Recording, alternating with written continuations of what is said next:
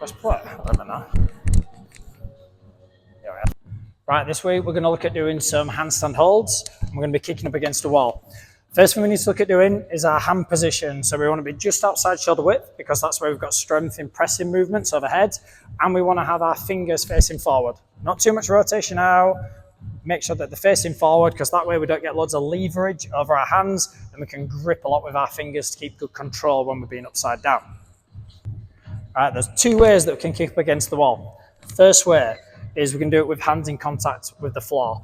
This is what I'd advise to do if you're a beginner or you don't have much confidence about being upside down, because with your hands in contact with the floor, the only thing that your main focus there is the kick over the top, because you're not having to think about where you place your hands or locking your arms out because that's already done for you.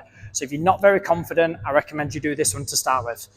We need to make sure that we're about a foot away from the wall. So 1 foot against the wall, and that's sort of like a rule of thumb of where you want to be. If you've got big boat feet, obviously chop it in half. Wants to be, I'd say like hand width, we'll even say. Yeah, better than a foot width, we'll go hand width.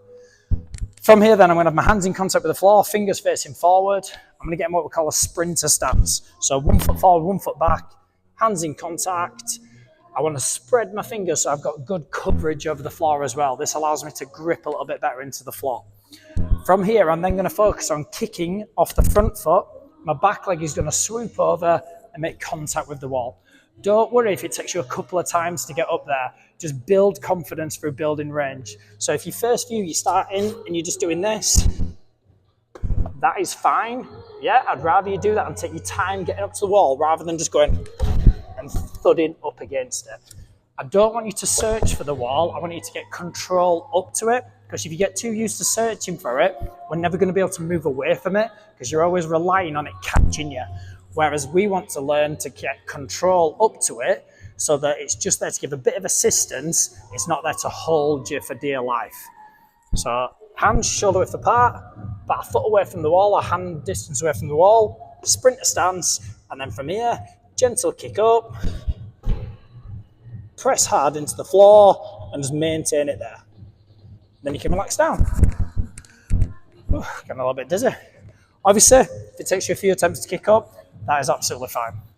If you feel that that is too easy for you or you want to progress it on a little bit more, we can step into the movement.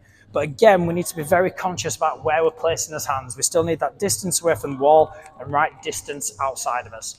So if we're stepping into it, again, we're going to go in this sort of like staggered stance position. Hands in contact, gentle kick up, press in, and just hold it there. And then we can relax down. As you build more and more confidence, we want to kick up slower, get less contact with the wall. Once we start getting to the position where we're getting like a feather touch against the wall, then we want to start getting upside down control. And we're going to do that by gripping with our fingers. This is going to control what our feet are doing. This is why it's important to squeeze everything tight and press hard into the floor so that if I do anything with my hands, it affects the rest of my body because there's tension throughout your entire body. You want to think that when we're upside down, our hands are acting like our feet. So if I stand here now and I lean forward, if I grip with my toes, it brings me back upright. And if I relax, it stables me off. Obviously, we don't have to think about this when we're stood up naturally because we're just always walking around on our feet. So our feet are used to doing it. It's just something that subconsciously we do. When we're going to be upside down though, we need to think about what we're doing with these hands and gripping to control the rest of our body. So once we've got these control kick-ups, when we're up there now, I want you to start thinking about gripping with your hands to slowly draw your feet away. When you start feeling yourself come to a weightless point, then just relax and you'll go back into the wall again. And this is going to give us that upside down control we're after. So I'll show you.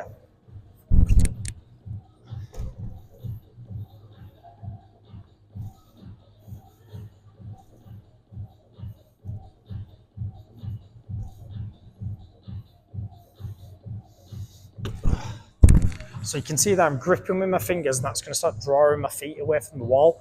What I don't want you to do is start thinking about pushing from the wall with your foot, because again, if we try and move away from the wall, you don't have anything to push against, so you'll just find that you're just tumbling over all the time. So I'll show you what I mean by that. So kicking up, we don't want to push away from the wall with your foot, because there, you're not showing any control from your hand up to your foot.